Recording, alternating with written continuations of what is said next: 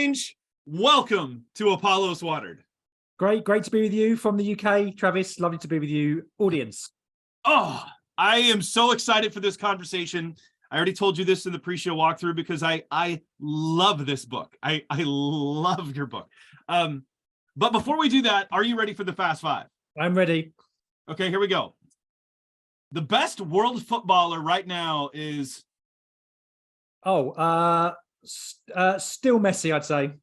Still Messi? Is he your favorite player? He's not my favorite player, but I think he's the best. Yeah. And Haaland in terms of striking. Okay. He's a freak of nature.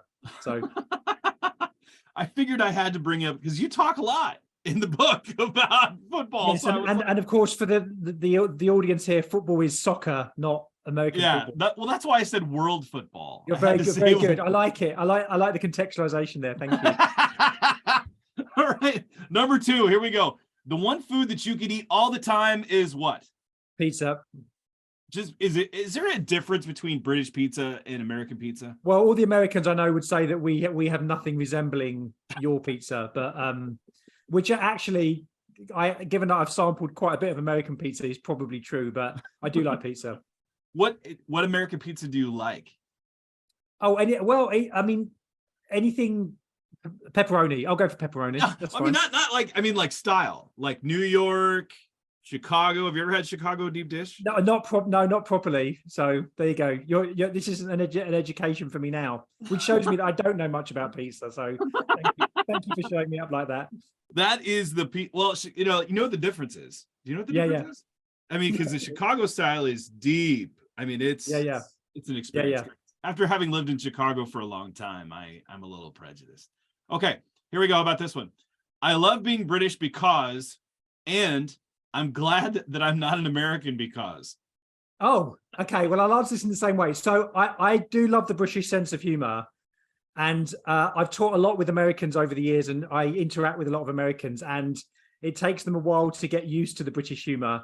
You have a different sense of humor, which sometimes makes for very awkward exchanges. Like, you have to give me an example. Are we talking like Ricky Gervais kind of? Oh no, not that.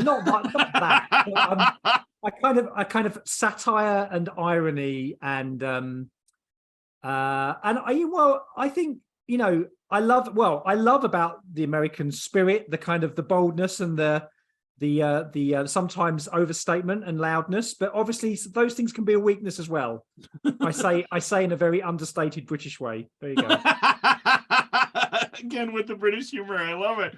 All right, number 4. If you were an artist, who would you be and why? Or if you don't want to pick an artist, what style of painting would you be and why? Oh, very good. Well, actually, there's an American painter who's a primitivist, a guy called Edward Hicks, who over his lifetime he drew the picture from Isaiah about the lamb lying down with the lamb, the leopard and the lamb, and he painted it about 100 times. It's amazing. I've become quite obsessed with his life, and he was a Quaker, so I think I'd probably I'd like to come back. So there you go. That's an American painter, Edward Hicks. If you don't know, if you've never heard of him, go and Google it. His paintings kind of go for millions now, but he was a sign writer living in the kind of 18th century, 19th century. So I'll go for Edward Hicks. He was a Quaker? Yeah, he was a Quaker, but he drew this one picture. But what's interesting is that the pictures are all the same scene, but they're subtly different according to the factions that were going on within the Quaker movement at the time. So it's a fascinating kind of study. I like that kind of thing. But that just mystifies me. I didn't know there were Quaker artists. That's like saying that there are Amish rappers. Well, this is the thing. He was a sign writer, but he was doing more painting, and actually he had a lot of criticism because he wanted to do more painting. But this one picture of that scene from Isaiah, he painted it over 100 times. There's still about 30 in existence. So there you go. That's something to go and some homework to go and look at. Yeah, I'm actually going to check that out. Now how about go to another form of art? Let's go to movies. If your life were a movie, what would the title of it be and why?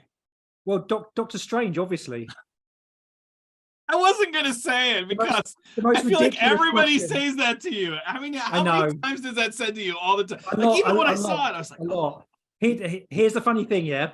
So I am a Doctor Strange. My middle name is Stephen, which is Steve Strange. Oh, but here's the really fun. Well, also my wife, she's a doctor. So there's two Doctor Stranges. The most amazing thing is, as I'll say a bit in my bio, my dad came from South America, Guyana, the country at the top of South America, and his name was Prashad. He chose the name Strange when he came to the UK. So that's the weird fact that actually I wasn't, my dad's maiden name, my dad's name was christened. He wasn't Strange at all. So he chose the name Strange, which is itself a strange phenomenon. So beat that fact. There you go. Your family came from Guyana. Guyana, yeah, my dad did, yeah. Wow. Where was your mom from? She was from the UK. Okay. But yeah, so my I mean, we'll get into this, but my grandparents were on my dad's side were both Hindu believers, which would have been indentured workers from India brought up by the British to Guyana because it was a British republic until the middle of the 20th century. Well, then that's a perfect segue into let's hear your biography. I want to hear the biography. I've teed it up for you, brother. You now hit it. Go on.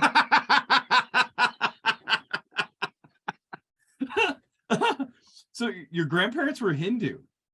Yeah, on my dad's side, yeah. So, but let's hear your bio. I really do. So my dad came from Guyana, one of 10, and they all left the country over the years. In fact, quite a few of them ended up in Toronto, some in New York. My dad came to the UK, wasn't a believer. Met my mum, and my mum was kind of, she's a kind of high church Anglican. Got married. Wasn't a church that had any kids' work, so we ended up going to the local Baptist church about an hour southeast of London. That's where I come from. You can probably tell by my accent. And got converted through the church there, and then was very interested in studying theology. So I did I was a missionary volunteer for a year in Italy, but then I went to a secular kind of mainstream university and did a very liberal theology and religious studies degree as an evangelical. I knew what that was then.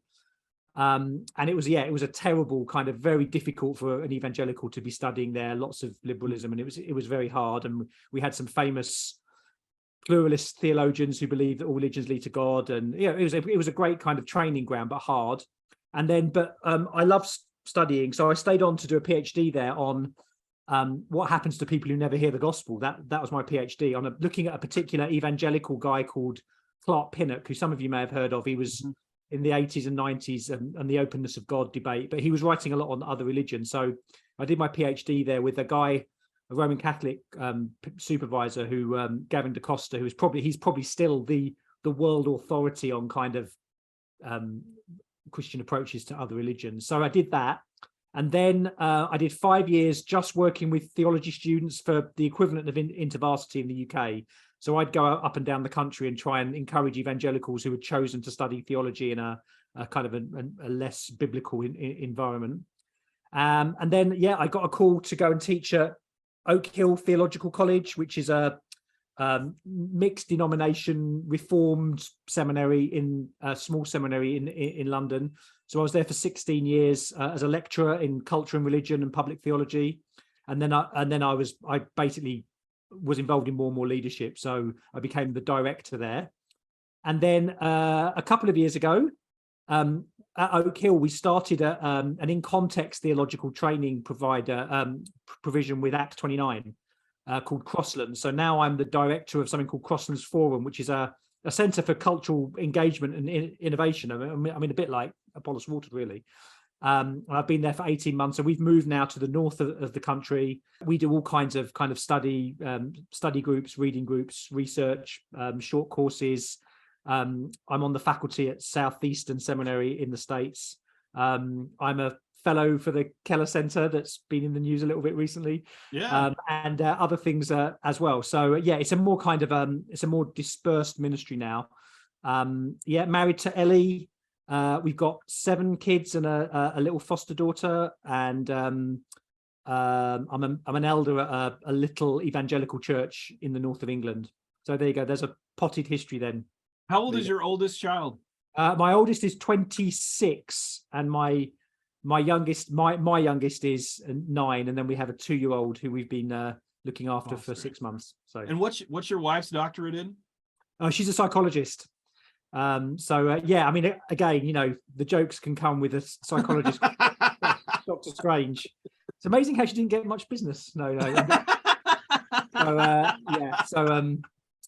So we made a big transition from kind of more seminary leadership and teaching through to doing more of this kind of engaging churches. So Crosslands exists to kind of help churches think theologically and culturally about the situation they're in, from discipleship through to PhD. So enjoying that new ministry. And one of the benefits is being able to do things like this. Well, that's one of the benefits of what we're doing, is to interact with people like you. And now I'm going to write down that I'm going to come and visit, because I want to learn more about what you're doing, because I think it's awesome. And that's why I loved your book. I have to say, and this is a great segue to talk about your book, Making Faith Magnetic. Now, our friends at the Good Book Publishing Company told us about the book, said, hey, I have a book I want to send you. I'd not heard of you. I had just kind of taken the book, because I get a lot of books, and I put it on the shelf. And then something came up. I don't remember what it was. And I went, I need to read this book just recently. And I started to read it, and I went, I want to talk to you. Because I love this book. I mean, there's some books that I get a hold of that I enjoy, and we have a lot of authors on this show, but I don't think this book, probably more than any other book that we've interacted with, and my editor's going to kill me for saying this, but connects to a lot what we're trying to do as a ministry. So you actually provided a path forward. But talk about the book for a moment. Let's talk about how did this book, or why did this book need to be written? I have my own reasons why I think it needed to be written, but I want to hear your reasons why you wanted to write this book. So I did a more academic book for Zondervan about 8 or 9 years ago called Their Rock is Not As Our Rock, and it's a Christian theology of religion. So how does Christianity understand what might be called other religions? And the model that I use there in cultural engagement is, we'll probably talk about it a bit later on, is this idea of subversive fulfillment. So the idea that the gospel both confronts and connects with culture at the same time. And a lot of that was in missiology, dealing with world religions. How does Christianity engage with Hindu, Islam, Buddhism, etc., etc.? So I've done a lot of work there. And then increasingly at seminary, I was trying to teach culture and apologetics to a kind of a Western post-Christendom kind of context where we are. And I just realized that the same theology, the same anthropology that we were engaging other religions is exactly the same theology and anthropology that we need to be engaging with all human beings in the West, and that we need that kind of missionary mindset, cross-cultural mindset. And so the tools, I'm sitting on this book, I'm sitting on the shoulders of one giant in particular, who's a guy called J.H. Bavinck. So you might have heard of the theologian Herman Bavinck, who was a very famous kind of systematician. Well, this is his nephew, J.H., and he lived 1895 to 1964. And he was a missionary with the Dutch Reformed Church in Indonesia. And he's my hero, really. I mean, in terms of just a prophetic way of having the Bible in one hand, understanding the culture in the other hand. And so Making Faith Magnetic is really a kind of a recontextualization of Bavinck's tools called the magnetic points. The purpose is to try, how do we get traction in the West, especially, increasingly with people who not just are offended by our faith, but actually can't be bothered. They're just living their lives. They wouldn't call themselves religious. They're the religious nuns, I suppose you'd call them, which increasingly is how American Christianity, but much more in the UK, is defining itself. But so the book is trying to lay a biblical framework to say there's always a point of contact, and these magnetic points, which we can talk about, are a framework for us to get traction, to be able to show how Jesus is the subversive fulfillment of their hopes and desires in a way that is evangelistic, apologetic, culturally critiquing, but also being constructive as well. So originally the book was courses that I was teaching on evangelism and apologetics, although I hope you realize at the end of the book, there's a big point on discipleship there about how our evangelism needs to flow from our discipleship. But it's all about how do we understand the world through the word, And this is a particular framework for doing that. So that's how the book came to be.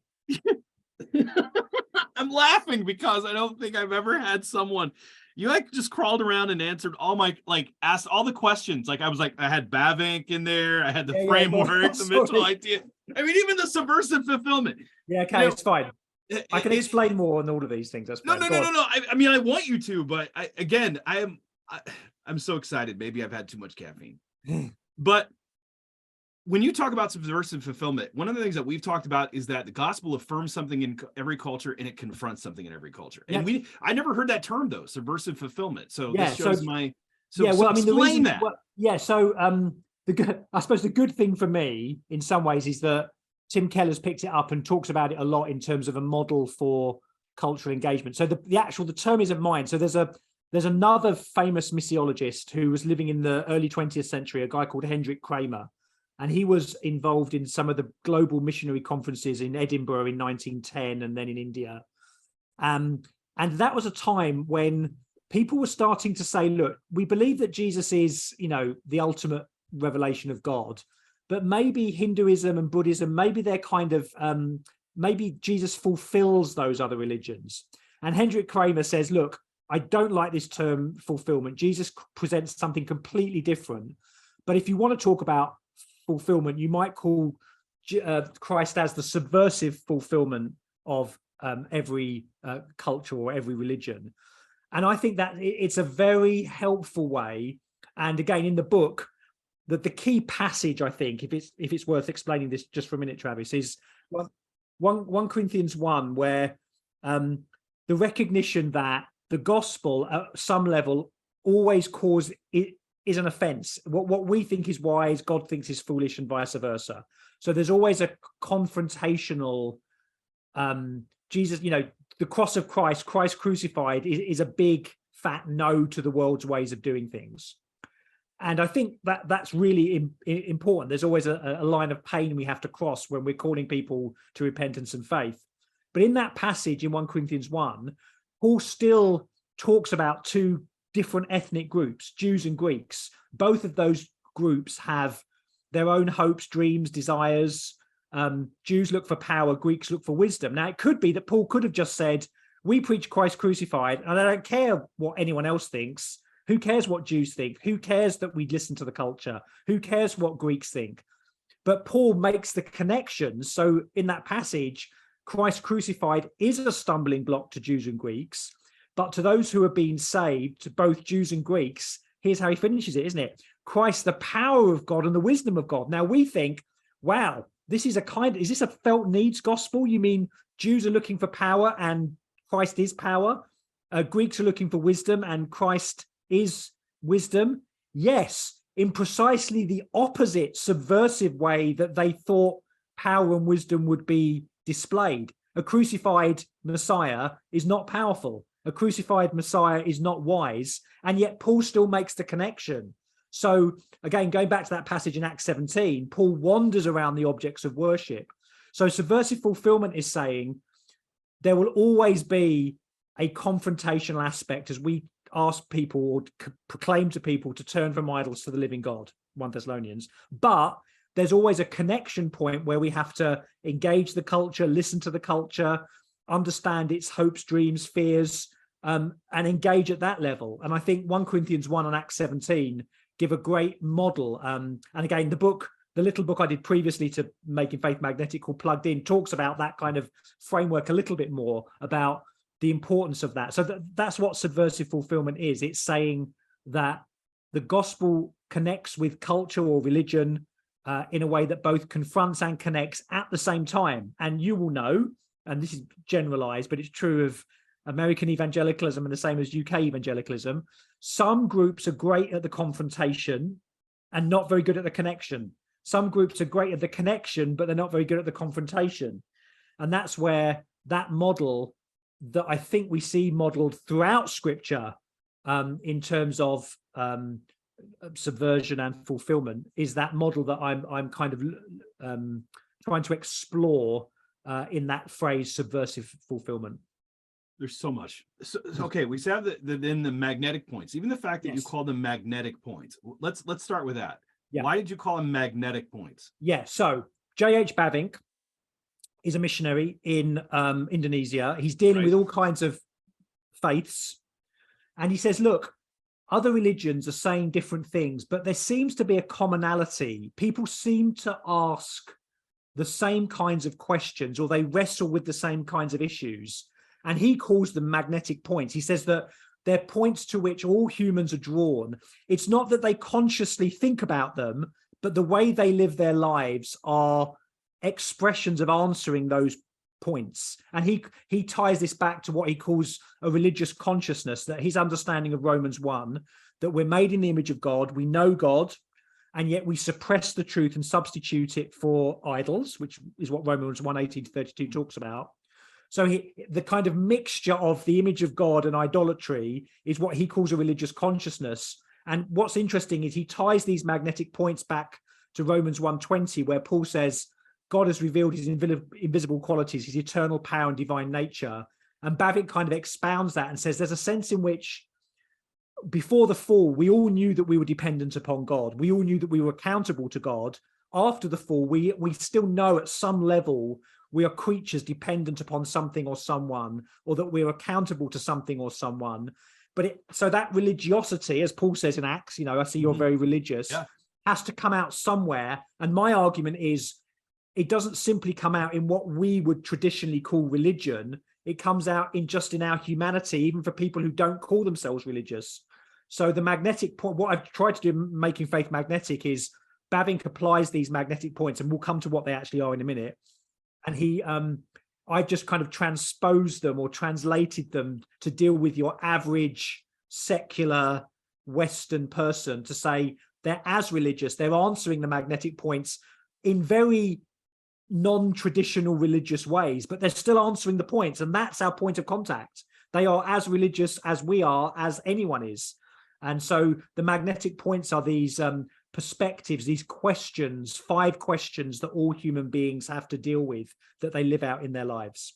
Well, let's get to the questions then. So, and if I remember correctly, I want to make sure I get these right. You have totality, a way to connect, norm, a way to live, deliverance, a way out, destiny, a way to control, and a higher power, a way beyond. So correct. Very good.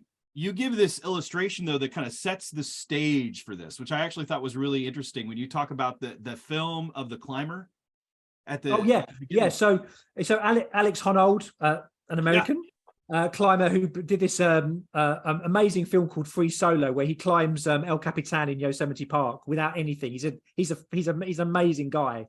And I don't know if amazing is the word I would use. I didn't know anything about climbing, but I made my faculty and all my family watch it about 3 times. But in every climb, as you make people name, there's pitch. So climbs made up of pitches, different stages of the climb. And there's this bit in of El Capitan called Free Blast, where it looks literally as if Alex Honnold's climbing glass. And it's only as the camera zooms in that you see these tiny little cracks and nubs that he's holding onto and creatively to climb up.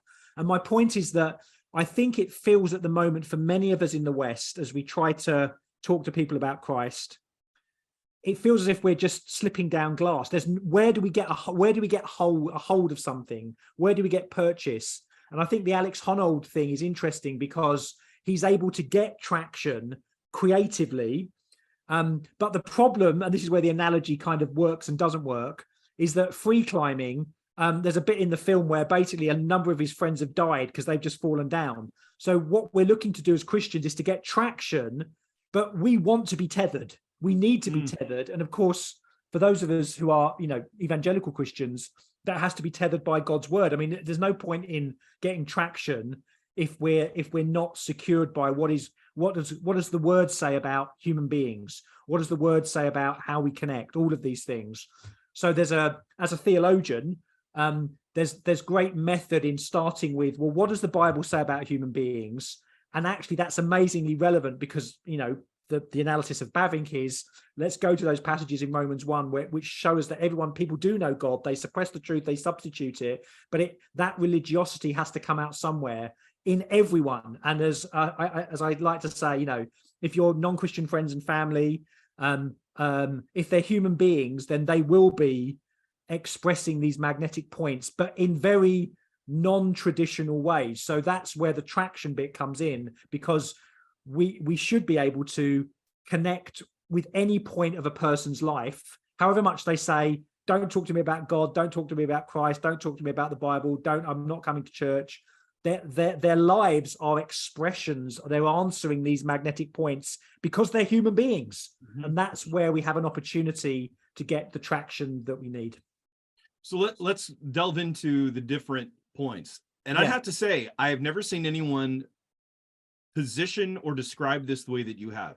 The first point I even saw it, I went, totality. What is he talking about there? The totality. And then you delved into it and I was like, oh, then I was getting all excited. My pen went crazy. Like, I mean, even if you look at it, it's like, I've just like, it's all the notes. Look at all that. I mean, I'm just taking notes all over the place, because I was sitting there going, I have never had anyone describe it this way ever. I mean, well, now that I know Bavinck and you stole everything from him, I'm going to go back. Exactly.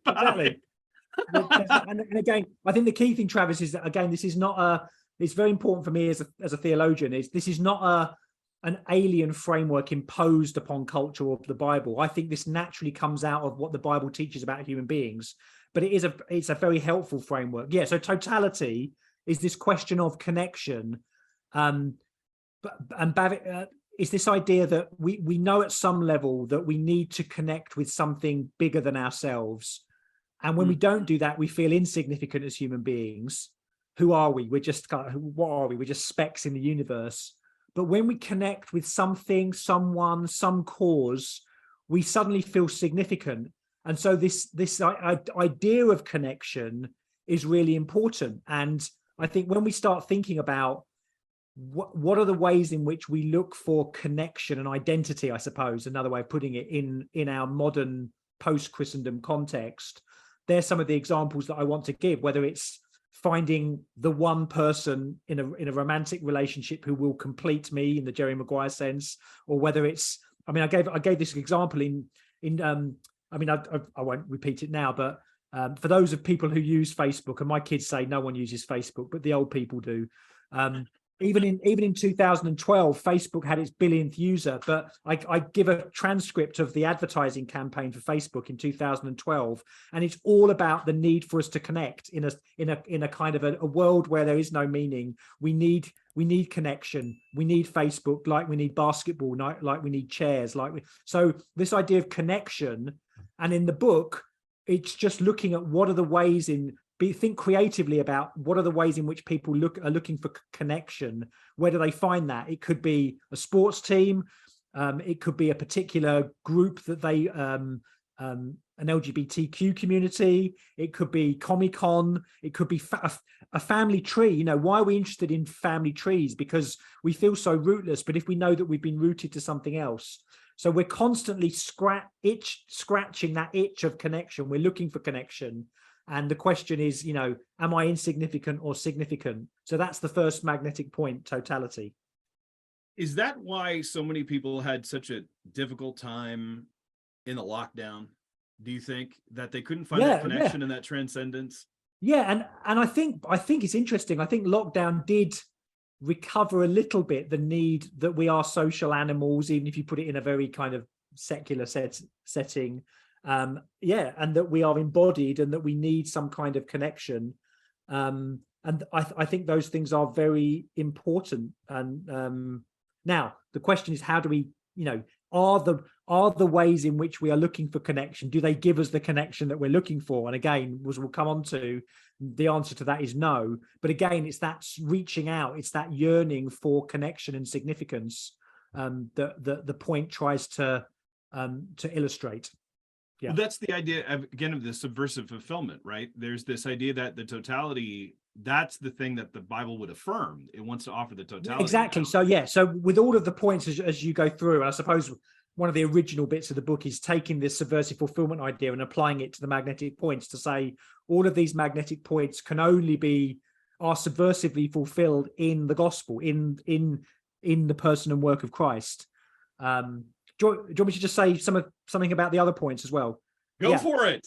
So norm is the second point, and it's this idea that is there a way to live? We all have rules that we live by. Now, I'm not here just talking about the Ten Commandments. I'm talking about any kind of rule that we have or norm that tells us there's a standard that we have to meet. So in the book, a friend of mine walked into a shop. The lady asked the shop owner, "Are your straws paper or plastic?" Mm-hmm. The lady said, "Paper." And the person said, "Oh, I'm so glad I can drink here." So for them, the norm is you need to have paper straws so I can drink here. It's a norm. Why was there so much confusion or interpretation over when Will Smith slapped Chris Rock? The problem there was everyone disagreed on the norm as to whether that was a good thing, a chivalrous thing, a bad thing, a terrible thing, a wonderful thing, because the norms are completely different. And even subcultures that try to go against the normal norm have their own rules. So in the book, I talk about goths. A friend of mine was a goth, and apparently they have their own rules. They have to not conform in the same way. And so norm is this idea that we all have standards, but where do those standards come from? And what happens when we fail them, which then leads on to the third magnetic point, which is deliverance, which is the idea that we know that there's something wrong with the world, and but what's the answer to be delivered from it? And again, the problem is people can't agree on what the problem is, let alone what the solution is. And that's just not that's not just looking forward. That's a looking back to a time when, in your context, America was better then. It's a kind of, it can be very seen, deliverance can be seen in nostalgia. If only we could go back to there then. And of course, people, you can talk about deliverance at a big level in terms of we all struggle with the issue of death or what's going to happen when we die. And lots of people, again, COVID brought that up in terms of people talking about that.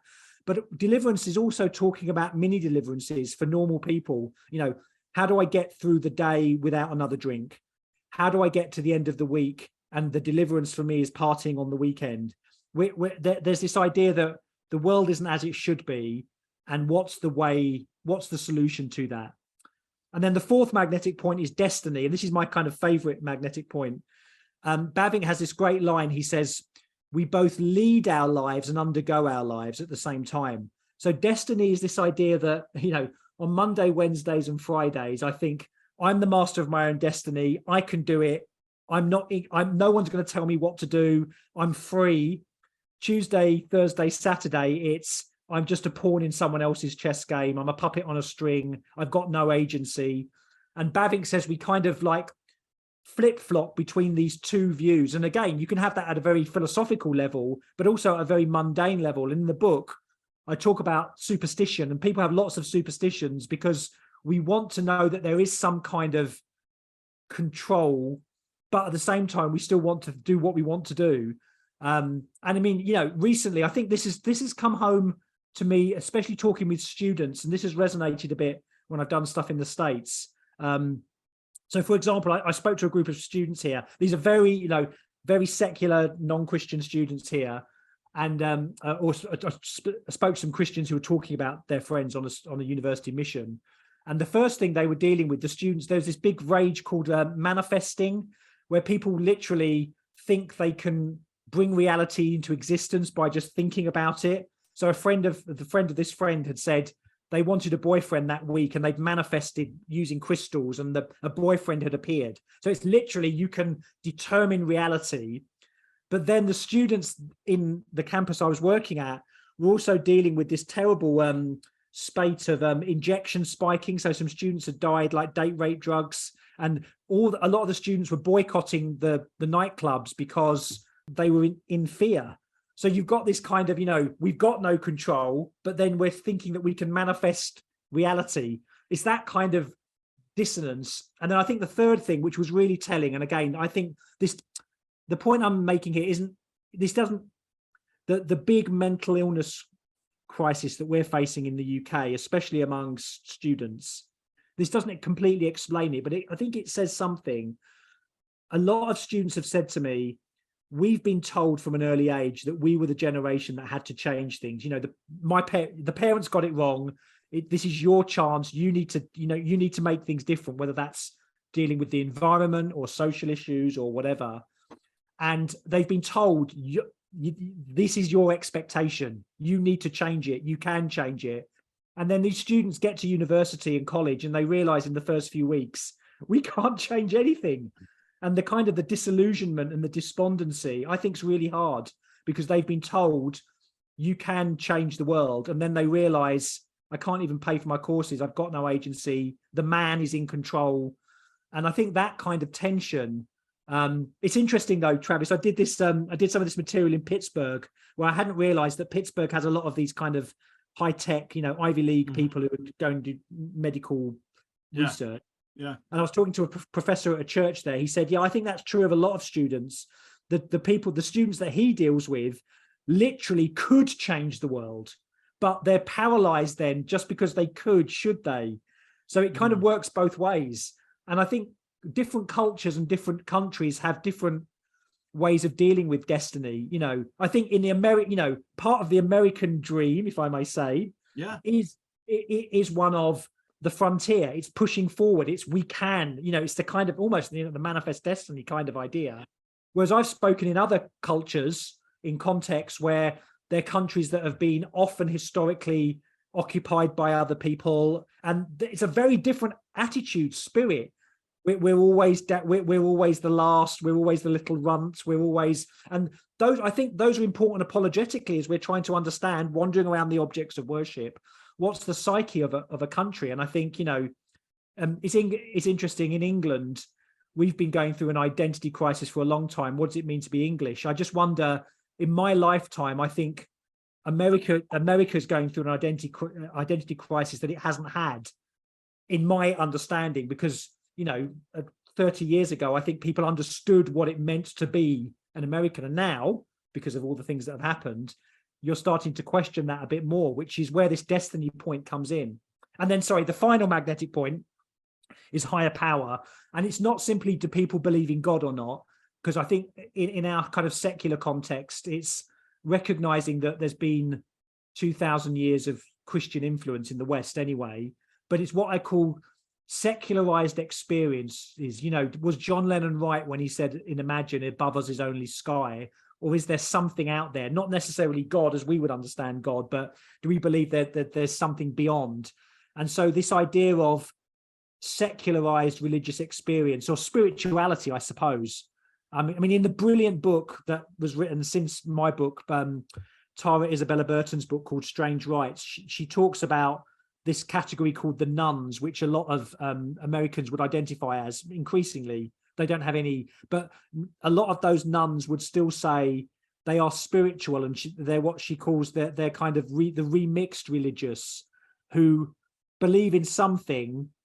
They're not atheists, but they can't, it's some kind of spirituality. And I think the higher power, as we talk about connection and norm and deliverance and destiny, we start to ask those questions. And I think that's the big difference between our context and Bavinck's context. When Bavinck's in Indonesia, everyone believes in a higher power. The question is, what is the god or gods or pantheon of gods that can give connection, norm, deliverance, destiny?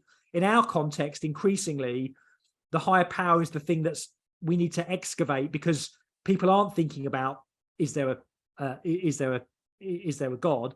But the way that they're answering the questions of connection, norm, deliverance, and destiny, that always pushes to that question. Well, what is it, or who is it that connects us?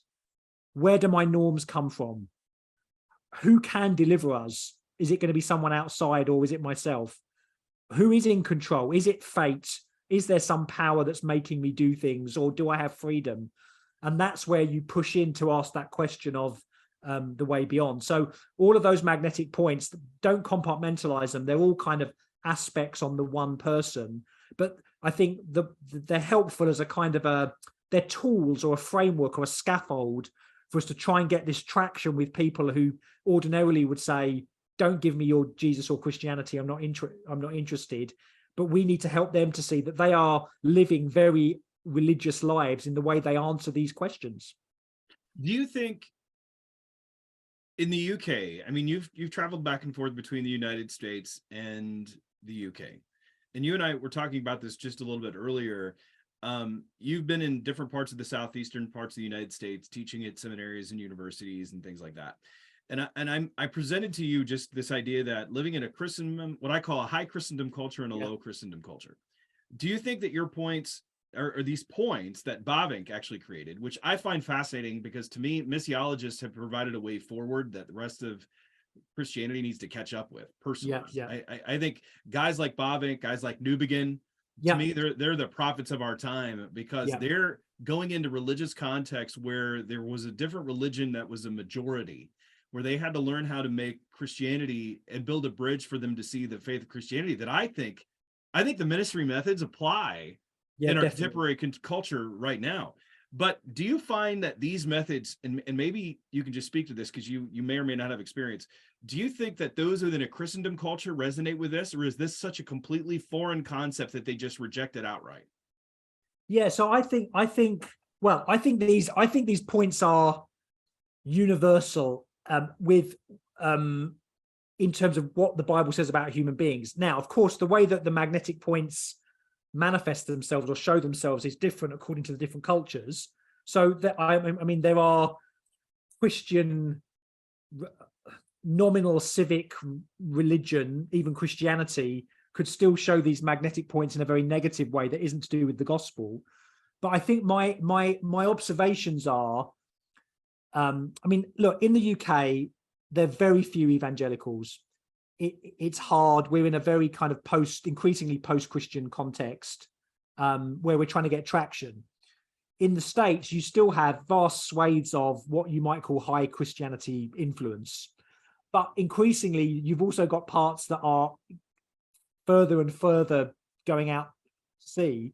And the question, as I said to you in the pre-show chat, is how do you bridge the gap? If you're content, I suppose, to stay in your pockets and just do what you've always done in the way that you teach, the way that you disciple, then fine. But some of this stuff I'm talking about, like the Isabella Burton book, Strange Rites, it's not simply that there are some people in the US who would call themselves witches or would play with crystals, but this is a whole culture of self-improvement, self-fulfillment, which is ubiquitous across the media.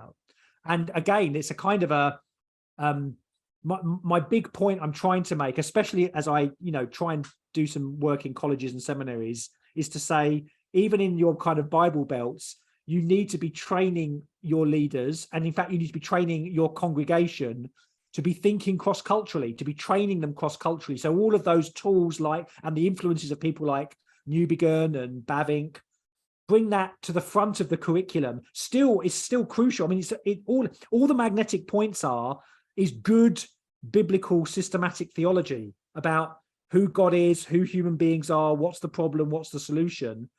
But to do it in a way that kind of engages the culture, which is, of course, what the whole issue of contextualization is. It's listening to the culture, as Paul does. I've observed your objects of worship, and increasingly, I think, in the States and in the UK and in the West in general, we need to be doing more of that. My fear, as I said to you, is that the influence of Christianity and just the power that Christianity has still in the US. I know you think it's diminishing, but it's still a massive powerhouse. Will continue. But what you'll have is then you'll have a desert land until you get to people who are completely kind of not disenchanted, remember, differently enchanted. That's a key point. By all kinds of other things. And it's how are you going to, for the sake of mission, for the sake of the lost, how are we going to bridge that gap?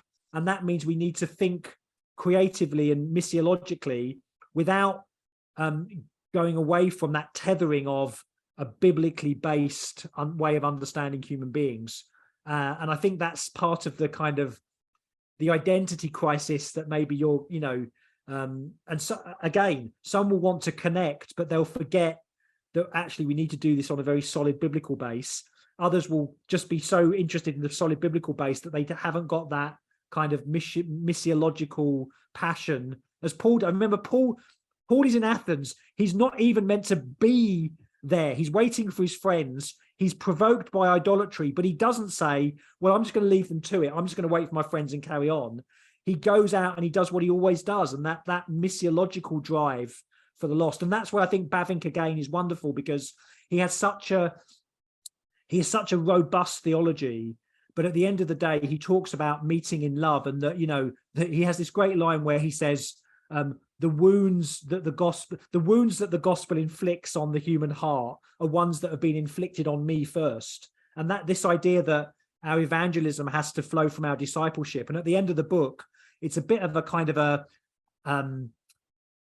it's a subversive point itself, because it's saying, don't just think of non-Christians as just projects or whatever. It's as we apply the magnetic points to ourselves, the end of 1 John, beloved, keep yourselves from idols. We need to be applying these things, because I know in my life, and in the pressure cooker of the context we're in at the moment, where the world seems crazy, I know that I can be pulled away and look for different connections or different deliverances, or think that God's got it in for me, or God doesn't know what he's doing. So as I apply the magnetic points to my life, I need to be magnetized, and then that will be the source to magnetize others. But I can only be magnetized as I'm stuck to Christ, or Christ is stuck to me.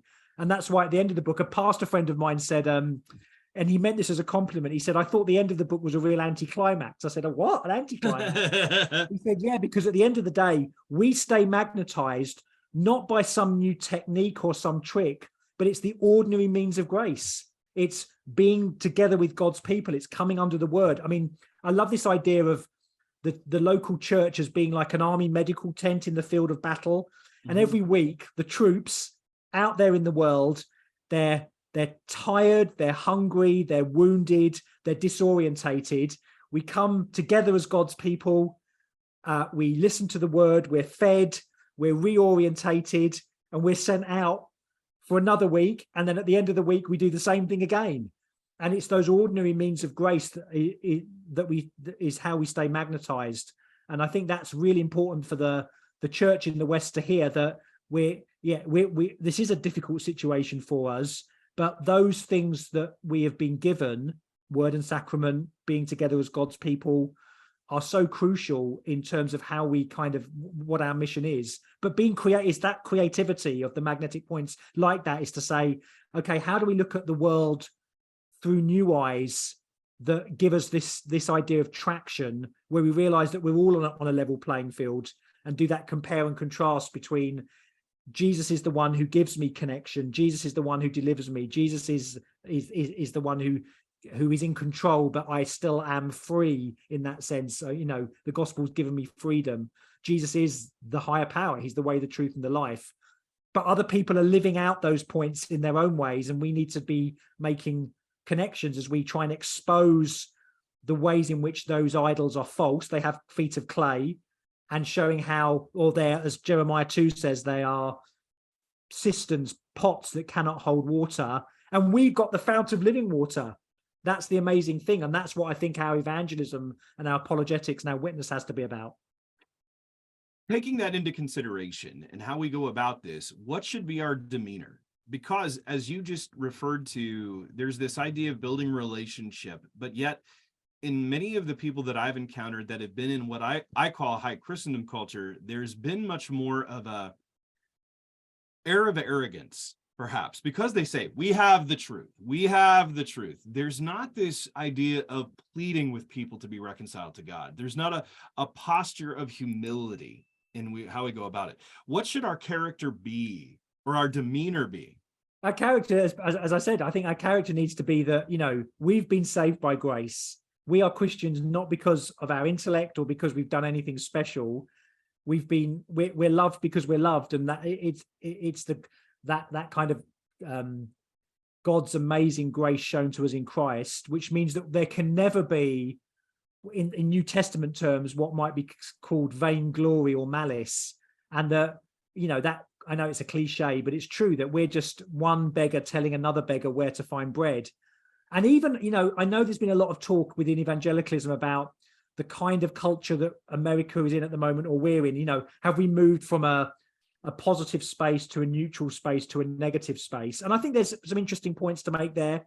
But even if we're in a negative space, and we need to recognize that there is a confrontation. I mean, we need to use all the illustrations and the metaphors that the Bible gives us. And yeah, I'm happy to talk about a battle and a war, and all of those things are great, but we need to do it in a way that still loves other people in a loving way. There's a meeting in love, which is partly that we understand people, that we know where they're coming from. And I think, you know, part of the real disconcerting things about social media is that it's done away with civility and the way we need to listen to others and hear from them. You know, I hate it when people mishear me, but we're very easy when we take shortcuts in thinking what we know what people are thinking or know where they're coming from. You know, at the end of the day, people need to turn from idols to the living God. They need to have faith and repentance in the Lord Jesus Christ. But we need to be communicating in a way that is loving, so that they understand, and that we're praying all the time that the Spirit's going to be moving in their hearts to accept Christ. And again, you know, that of course, you know, the 1 Peter 3:15 stuff's important about gentleness and respect. But again, I want to say that's an important verse, but there's still a sense that, you know, in the Old Testament, Isaiah, the prophets are sometimes very scathing about idolatry, especially amongst the people of God. So that I think the answer to that is, Travis, is a recognition of what God has done in me, and that I've no reason to boast, and that, you know, we have this amazing fount of living water, and it's tragic that people are drinking from cracked cisterns when we can give them this good news. And we have to tell them, and we have to tell them what they have to do, and what Christ importantly has done for them. You bring this out in trying to, in showing this to the unbelievers, right? This is the magnetic points to bring it and make it understandable. What do we do, though, for the people that are Christians already, but are still being more evangelized by the world than they are the word? How do we help them wake it up to this idea? Yeah, well, I think this goes back to the point about cross-cultural mission and our discipleship. I think in the situation we're in at the moment, there's so the plausibility of Christianity or of discipleship it's very difficult. And I think it does come back to, how do we disciple? How do we catechize? How are we helping people to use these kinds of tools in their engagement with culture? I mean, because, you know, I have a rich doctrine of God's common grace, and in terms of the ways in which we can engage with culture and enjoy the gifts of creation that God has given us. I think we need not to be afraid and fearful, but there's a sense in which we should be the most bold, we should be the most adventurous, the most creative. This isn't the time for us culturally to kind of withdraw. It's time for us to understand what the gospel is and the freedom we have in Christ, and be creative. And I think that's where I think we can have a very defensive posture. And again, increasingly, you know, I've taught on cultural engagement for a long time and cultural critique, and that's important. But increasingly, what we have to do as we critique, we have to offer an alternative. We have to offer, what does construction look like? It's easy from the sidelines to just critique everything, but what does it mean? And for me, in my influences, that has meant the importance of a Christian worldview, understanding Christianly the lordship of Christ in every area of life. The gospel, the Christian worldview speaks to every area, not just a narrow area. And, you know, when it comes to, you know, supporting Christians in the creative arts, or supporting Christians in all kinds of life, how do we do that well in our churches? And if you're a church leader here, you know, how are you discipling and pastoring those who have been given the gifts of the creative arts in the media, in all walks of life? But how do we disciple them well? I think that's a key question, that we need to be doing that well, increasingly, to support people who are out there kind of trying to be a Christian witness in what's a very dark world. Well, and building those as you mentioned, bridges, finding those connecting points with people that are there, using the artists and the storytellers, the ones that are the narratives, those ones who give beauty. And I don't think we've done that historically very well. We've just kind of kicked it to the curb, and we've really privatized.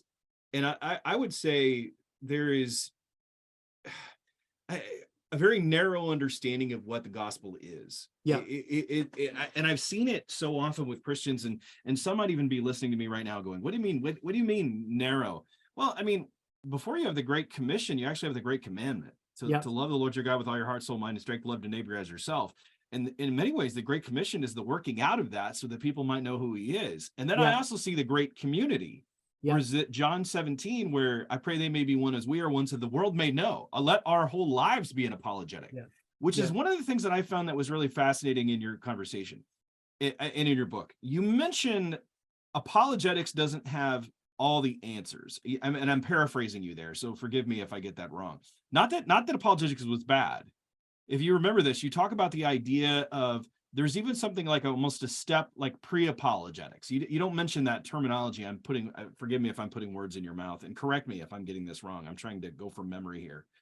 Where sometimes we think we have all the answers and we're ready to go. We load up on all these answers, and then we miss the other steps before that. This idea of belonging, the achings of their heart. Instead, we want to just give an answer to the question before we even hear the question. So where does apologetics play, and where are there other things before apologetics? Yeah. So, I mean, look, I take a very boring answer to the whole thing on apologetics. You know, the 1 Peter 3 stuff is we're giving a reason for the hope that we have. But giving a reason for hope is not exclusively or only a cognitive, intellectual, kind of belief. It does involve beliefs, but it's also about predispositions. It's about predilections. Hope is a very holistic term, and maybe a criticism I have of maybe evangelical apologetics over the years is that it has tried to kind of, this idea of brains on sticks. It's been quite a rationalistic way of understanding apologetics. Now, what we need to do is engage people at all levels, the whole person, which includes not just what we think, but what we feel, what we imagine, that story side that you've been talking about, that we're creatures who tell stories to each other. Again, that's not less than intellectual. Please don't get me wrong, but it's certainly a holistic point. And I wonder whether, and again, in our culture, increasingly where the leading faculty is not reason, it's other things. How do we do that? I mean, there's a really interesting article a few weeks ago. I've forgotten the guy's name, the Southern Baptist writer, but it's talking about how actually he wonders whether people's feelings are actually leading them back to what might be called Orthodox Christianity, because there's stability, there's an understanding of what our identity is. And that's a great apologetic for us. This is the time where it's Orthodox Christianity that can really deal with people who feel completely rootless and lost, and this identity crisis that we're going through. So for me, apologetics, and again, it's not just stock answers, although of course we need to answer people's questions, and some of those questions remain perennial. The problem of evil, in some ways, the magnetic points are kind of apologetic perennial questions, but it's the flexibility. Often people aren't asking that. They're not, well, maybe it's me. They're not asking those questions. People are just living their lives. And, that one of the really formative passages for me, Travis, has been Isaiah 44, where Isaiah's kind of, the satire of the idolater who worships a god, makes their supper or dinner, and then uses the fuel to make a god. And Isaiah's saying, this is ridiculous. But the key verse for me is in Isaiah 44, it says, no one stops to think. And people, we know that normal Americans, your average, they're just living their lives. They're not having conversations about worldview. They're living through their worldview. So the job of apologetics, in my mind, in a loving, intentional, non-manipulative way, but intentionally, is to get people to stop and think. Do you know what you're doing? If you as a non-Christian say to me, I couldn't be under the authority of the God that you talk about, or Jesus, but we need to show them that they're under authority. The way that they do things is because they have a norm. They have they belong to something else. They're living out a script that's been given to them. And that's crucial that we understand that. Well, it's funny that you say that. I mean, I'm recalling this from your book, where you're talking about Lancaster Dodd in The Master is Right. There's no way to live without serving a master. And in the words of Bob Dylan, you're going to have to serve somebody. And when we compare Jesus' shepherding with the other shepherds around, his goodness shines through even more brightly. I remember speaking to a drug addict in a recovery who had come to a church event. He told me that he could never become a Christian because he didn't like authority. So he didn't want Jesus telling him what to do. He never realized what I gently pointed out to him, that heroin had been telling him what to do for years, and it wasn't a nice boss. And I was like, finally, somebody gets, I just don't think that people do think about those things. And you're helping them see that it is much more holistic in nature. You're seeing it outside of oneself. What I enjoy about your book in the points is you're taking people into where they live every day, and you're bringing theological truths. You're providing a language and a bridge, which I find that so many Christians don't want to do. Like, they know all the theology. I heard a guy preach the other day, great guy. He preached on the crucifixion and the resurrection, and it was awesome. Everything he said was theologically correct. It was a wholehearted amen. The problem that I had is he had no connection point on why this was important. He was saying, you have sin, you have sin, you have sin. People don't see that language anymore. Not to say that we don't preach sin, not to say that we don't talk about it, but you have to show them how, I think, and what you've done is showing what sin is in their world that they themselves are guilty of. And the key thing is that's not, and again, this is not syncretism. This is not the gospel having to slip into the cracks of culture, because everything that people do in the suppression and exchange of truth, it's like they're bad photocopies of the original. So in some senses, this isn't about having to be trendy or relevant, but it's recognizing that if what the Bible says about people is true, then they are image bearers who are suppressing the truth, and that has to show itself. And that's the connection. It's not saying, oh, we need to be trendy or relevant. This is, for me, what I'm trying to expound is good orthodox theology exposition that says this is what a human being is. But because I think we've got into this situation of thinking there's religion and the secular, and we've bought that kind of lie, what we need to do with gospel vision is to say, as Paul just said, people of Athens, I see you're very religious. Everyone is serving someone. And that's where we need to use the whole of the biblical story from Genesis to Revelation to try and show how people are expressing these their religiosity away from God. And this is the tension. It's messy, Travis. People are running to God and running away from him. They know him and they don't know him. They want to snuff out that revelation that God's continually revealing to them, but they can't do it. It has to come out. If we ever get to the point where there isn't a point of contact, then that's the end. But the point is, there's always a point of contact, because we can never finally scratch away that the witness that God has revealed in creation and within us as God's image bearers. And that's the thing that we're always kind of trying to point out. And that's crucial.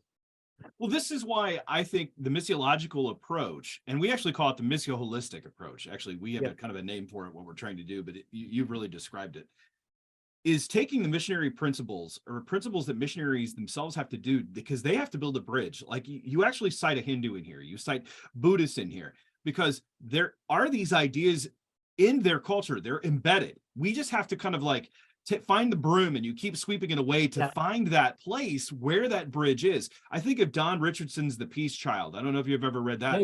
In that, where he had to find that bridge, because the way that he was talking, they weren't, as you mentioned, finding traction.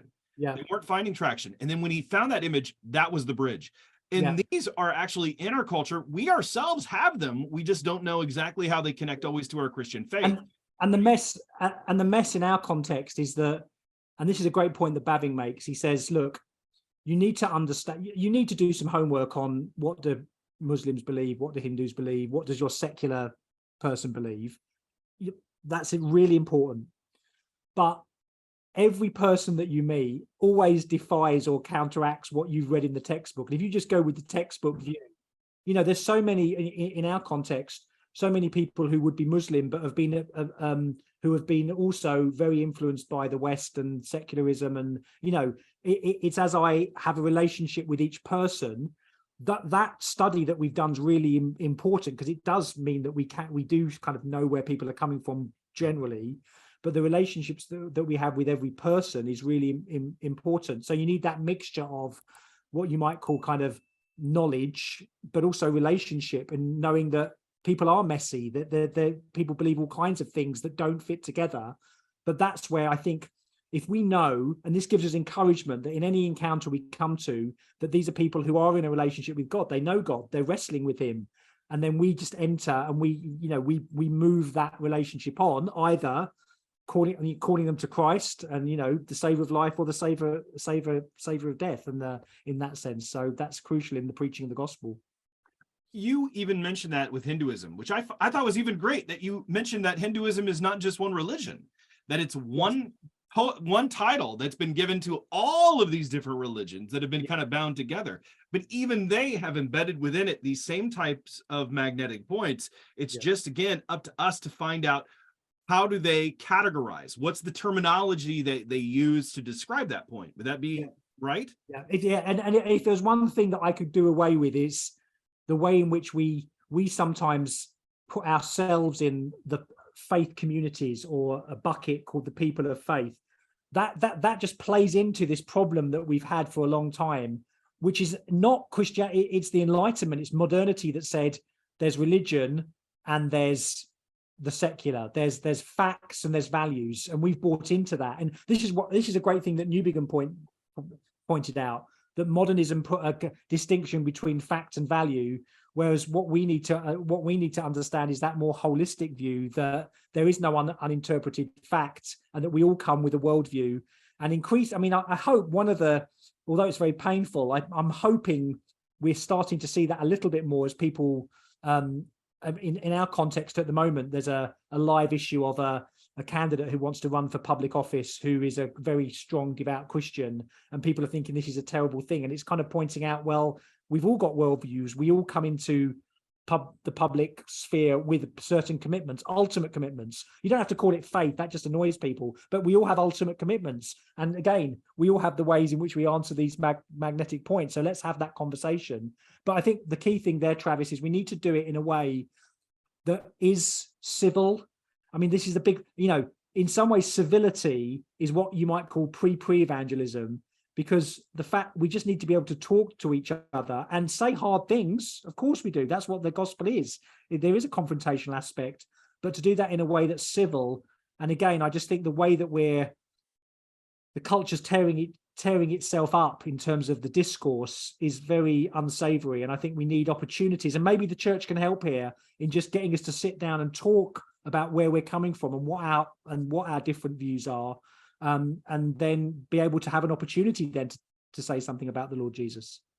So tell me, I want to transition just for a moment, because you mentioned you go from the magnetic points to magnetic preaching. That's the appendix that you put on the book. Let's talk about that for a moment. How do we preach these points? I mean, they don't necessarily lend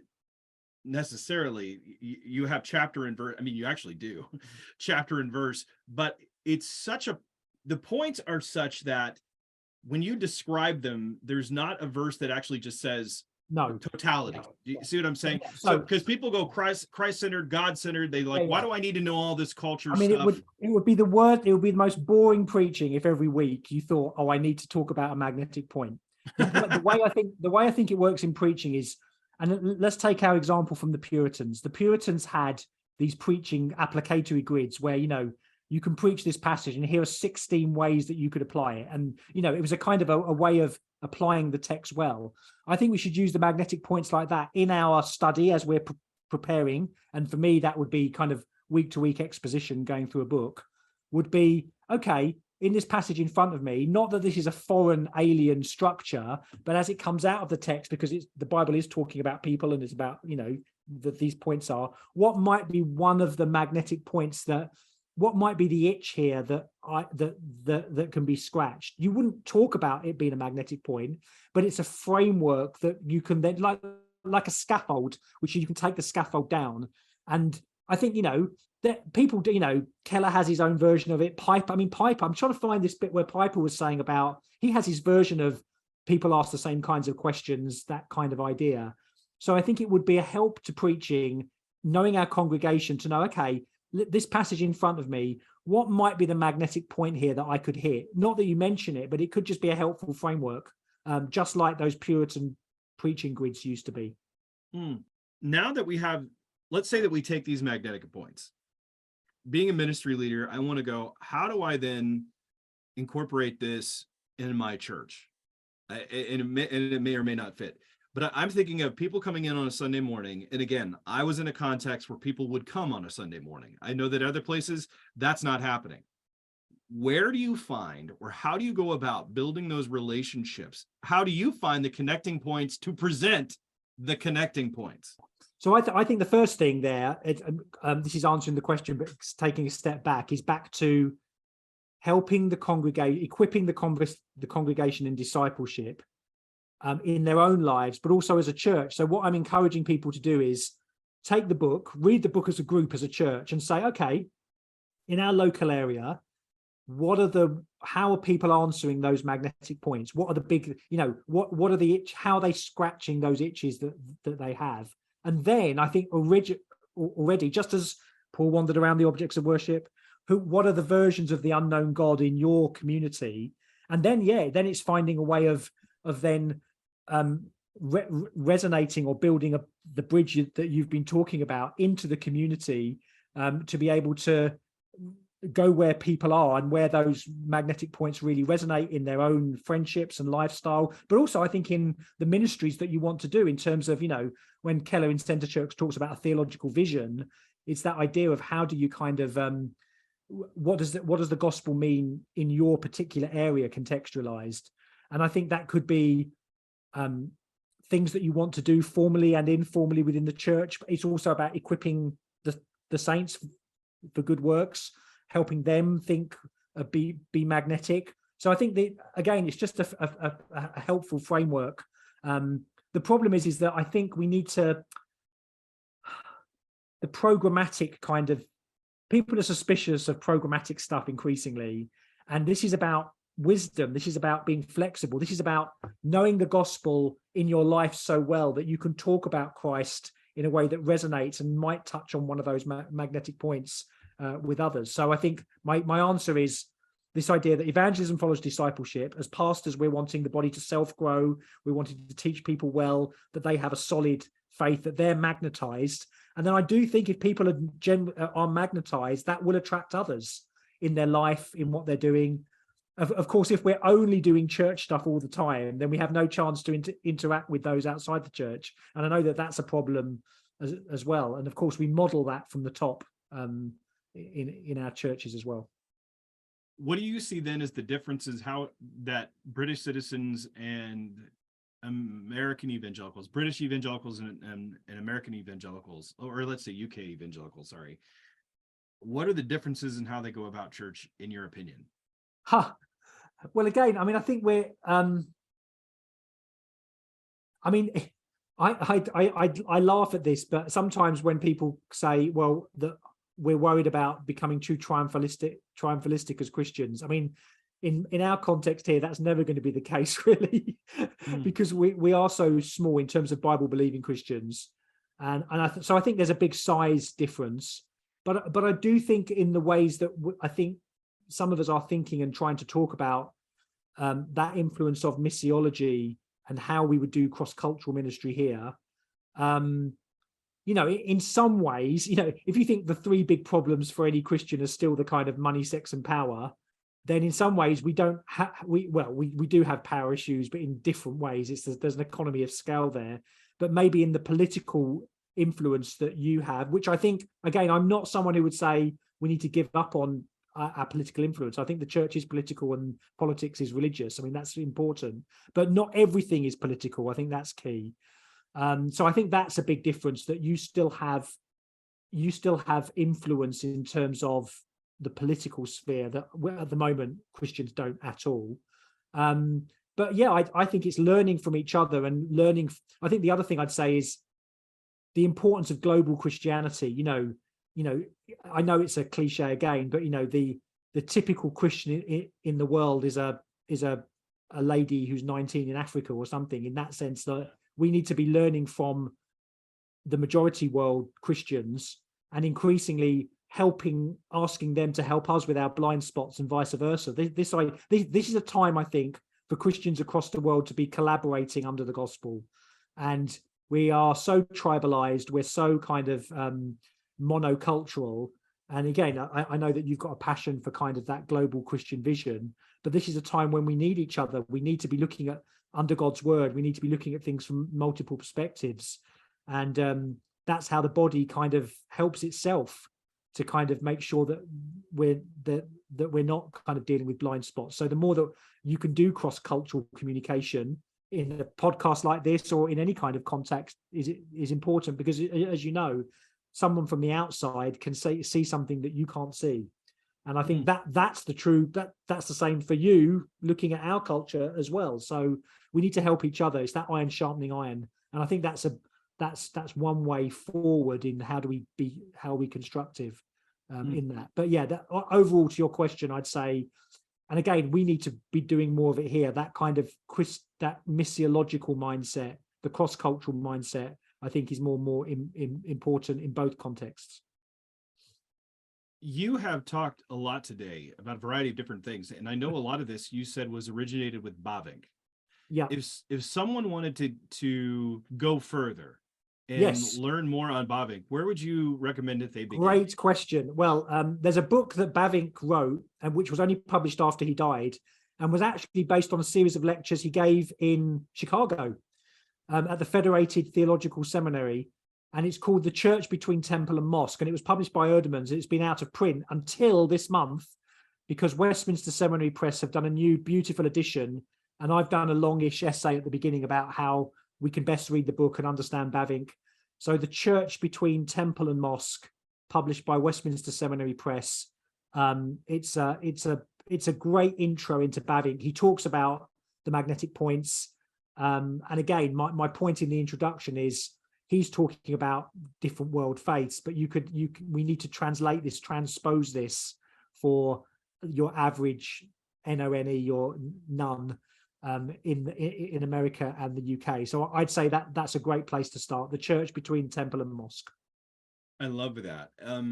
One of the things that we do when we kind of finish up our show, and thank you for being so generous with your time, by the way. This has been a delightful conversation. I feel like you just wrote the Apollos Watered Manifesto right in front of us. Yeah. But we often like to give people what we call the water bottle for the week. This is what you sip on throughout the day.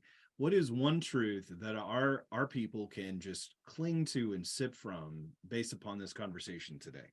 Yeah, okay.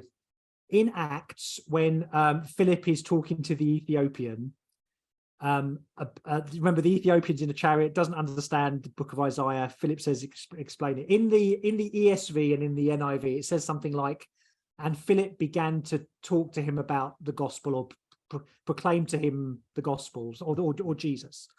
But in the actually, although I don't use it, the King James I think is more accurate. It's literally, and Philip spoke unto him Jesus. And I think it's this idea that we are presenting other people with a person. Yes, the gospel is a message. Yes, the gospel is a worldview that encompasses everything. But fundamentally, we're presenting people with a person. And that relational aspect of showing people the person and work of Christ, or the Christ clothed in the gospel, as Calvin had it, just reinforces the relationality of what we're about. I want to be magnetized by Christ. I want people to see right through me and look at Jesus Christ, because we're presenting people a person, and in him is all the wisdom, and that's who we need to be pointing to. Well, thank you, Daniel, for coming on the show. I appreciate it. It was so much fun. I highly recommend this book to others, and I want you to come back and talk about the church and the mosque with Bavinck. Would you be up for that? I'd love to. I'd be well up for that. Thank you. Awesome. Thank you again for coming on Apollos Watered. Thanks, Travis.